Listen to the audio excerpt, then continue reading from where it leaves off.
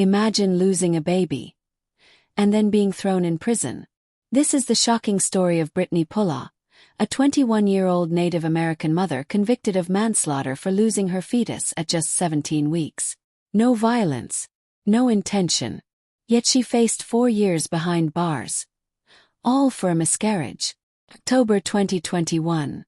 Brittany Pullaw walks into a hospital seeking help after a tragic pregnancy loss. A few months later, she's convicted of first-degree manslaughter in a one-day trial. Over medical complications no one could prove she caused. This is not just a story about one woman. This is about how the American justice system criminalizes pregnancy loss, and how women, especially marginalized women, are paying the price. Brittany Pullaw was 19 years old. A young woman from Oklahoma and a member of the Comanche Nation. She became pregnant in early 2020, but on January 4, around 15 to 17 weeks into her pregnancy, well before any chance of fetal viability, she suffered a miscarriage at home. She was scared. She needed help. So she went to Comanche County Memorial Hospital. But what happened next would turn her life upside down. According to medical records and police reports, Brittany was honest with hospital staff. She admitted to using methamphetamine and marijuana during her pregnancy, including just a couple of days before the miscarriage. When she arrived at the hospital, her fetus was no longer alive. Doctors declared it a non-viable pregnancy loss. The tragedy was devastating, but it wasn't rare.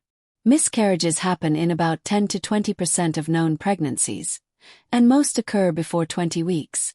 In Brittany's case, she lost the fetus at 17 weeks. An autopsy was performed.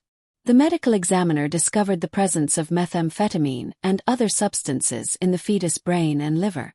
But here's the critical detail. The examiner did not rule those drugs as the cause of death. Instead, the report listed several potential causes: congenital abnormalities, a placental abruption, and a bacterial infection known as chorioamnionitis. All of these are medical conditions well documented as possible causes of miscarriage. There was no definitive medical proof that her drug use caused the pregnancy loss. Still, prosecutors in Comanche County charged her with first-degree manslaughter. Brittany was stunned.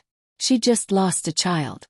Now, she was facing criminal charges for something that medical experts say happens naturally in thousands of pregnancies every year. Under Oklahoma law at the time, miscarriages before 20 weeks gestation were not grounds for homicide charges. Even so, prosecutors argued that Brittany's admitted drug use showed a reckless disregard for human life. She was arrested and booked into jail, unable to afford the $20,000 bond required for her release. She waited behind bars for 18 months. No trial. No conviction. Just waiting. Finally, in October 2021, Brittany Pullaw faced trial. It lasted only 1 day. Her defense attorney argued that there was no scientific evidence linking her drug use to the fetal death. They pointed to the autopsy report. They argued that she needed compassion, not punishment. That her medical history and poverty made her a victim, not a criminal. But it didn't matter. After just a few hours of deliberation, the jury returned a guilty verdict. Brittany was convicted of first-degree manslaughter for losing a pregnancy at 17 weeks.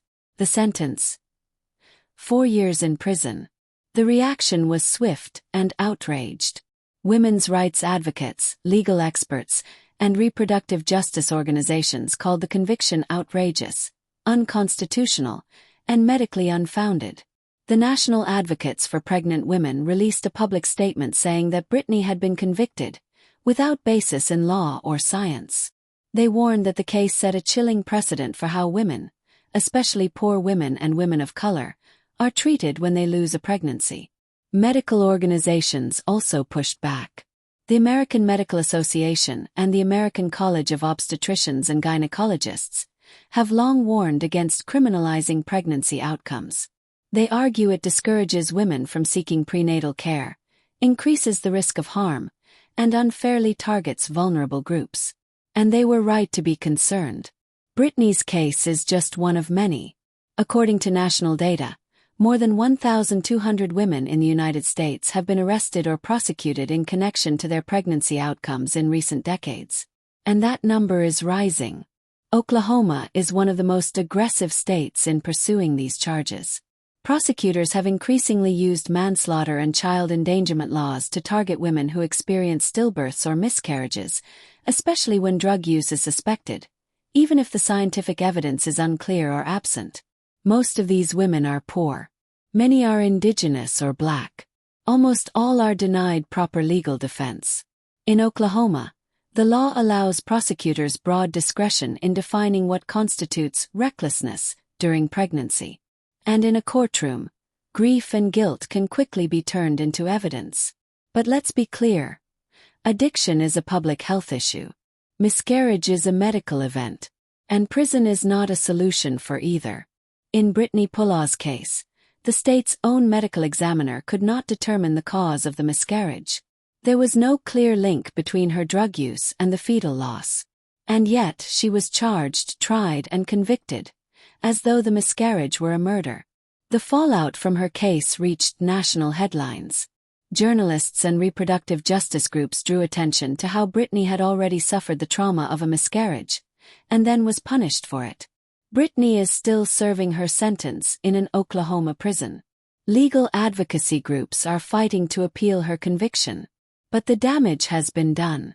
She has spent years behind bars, separated from her family, shamed by the system, and traumatized by an experience that millions of women endure every year, and are never criminalized for. Her case asks all of us a difficult question. What kind of justice system treats miscarriage as a crime? What kind of society chooses to punish grief with incarceration? How did we get to a place where the loss of a pregnancy can land you in prison? Brittany Pullah's story is not just about one young woman. It is about every woman who has feared seeking help. Every woman who has been judged instead of treated. Every woman who has faced a justice system designed not to protect, but to control. It is about the growing movement to criminalize pregnancy in the name of morality, politics, and control, and the lives that are being destroyed in the process. If Brittany's story moved you, ask yourself, should a miscarriage ever be criminalized? Should women face jail for what happens in their bodies? Should grief be punished with a prison sentence? Let us know what you think in the comments section. And if you believe stories like this deserve to be heard, subscribe to this channel for more. Because until we hold the system accountable, there will be more Britneys. And justice will continue to be just out of reach.